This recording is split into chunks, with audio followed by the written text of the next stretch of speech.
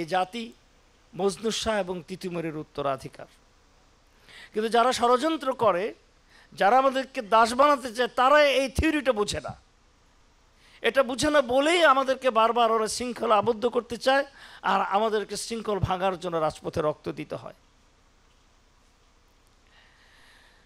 আমি চিকিৎসক সমাজকে, চিকিৎসক কর্মীদেরকে বলবো, স্বাস্থ্যকর্মীদেরকে বলবো, আসুন আমরা জাতির অন্তরের যে আকুতি সেটা উপলব্ধি করি এবং সেটাকে আরও ডিপ রুটেড করার জন্য জাতির অভিভাবক হিসেবে দায়িত্ব পালন করি।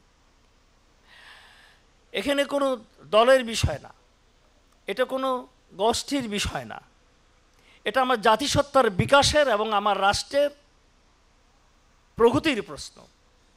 বিশ্ব দরবারে আপনি মাথা উঁচু করে দাঁড়াতে পারবেন কি পারবেন না সে প্রশ্ন।